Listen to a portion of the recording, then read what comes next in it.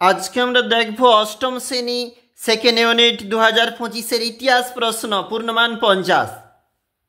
সঠিক উত্তর নির্বাচন করে লেখো 1×4। চিরস্থায়ী বন্দোবস্ত চালু করেছিল লর্ড কর্নওয়ালিস। দেশের সম্পদ দেশের বাইরে চলে যাওয়াকে বলে সম্পদের বহির্গমন। 1829 খ্রিস্টাব্দে লর্ড বেন্টিং আইন করে সতীদাহ প্রথা বন্ধ করেন। 1885 খ্রিস্টাব্দে কংগ্রেসের প্রথম অধিবেশনে সভাপতি ছিলেন সুরেন্দ্রনাথ বন্দ্যোপাধ্যায়। দুই এক কথায় 1875 খ্রিস্টাব্দে মে থেকে সেপ্টেম্বর মাস পর্যন্ত সংগঠিত তুলো চাষিদের যে বিদ্রোহ তাকে বলা হয় দাক্ষিণাত্য হাঙ্গামা। 19 শতকের শুরুর দিকে ভারতে কোন অংশে রায়তোয়ারি বন্দোবস্ত চালু হয়? দক্ষিণ ও দক্ষিণ পশ্চিম ভারতে।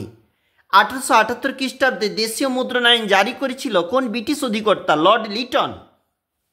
বাল গঙ্গাধর তিলক কংগ্রেসের কোন গোষ্ঠী নেতা? চরমপন্থী। বেমানান চিহ্নিত করো। প্রথমটা হবে রানী লক্ষ্মীবাই, দ্বিতীয়টা হবে বীরেশলিঙ্গম পান্তুলু। 2 নম্বর পেজে যাচ্ছি। সত্য মিথ্যা, একেরটা এখানে সত্য হবে, দুয়েরটা হবে মিথ্যা, তিনেরটা হবে সত্য, চারেরটা হবে মিথ্যা। দাদন বলতে বোঝায় অগ্রিম অর্থ।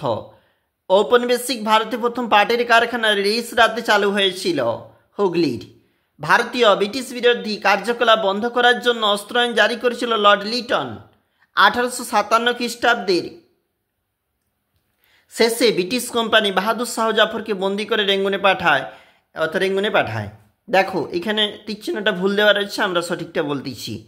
নীল বিদ্রোহ, হিন্দু প্যাট্রিয়ট ও সোমপ্রকাশ হবে। ওহাবি আন্দোলন হবে সৈয়দ আহমেদ।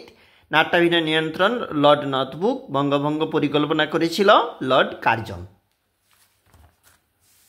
এইদিকে এগুলো রয়েছে কিন্তু 3 মার্কের প্রশ্ন। তুমি দেখতে পাচ্ছ আমাদের এই পেজটাতে যে প্রশ্নগুলো রয়েছে।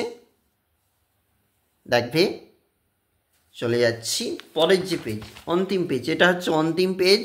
এখানে কিন্তু 5 নম্বরের প্রশ্ন রয়েছে, তোমাকে কিন্তু 2টা করতে হবে। অবশ্যই দেখবে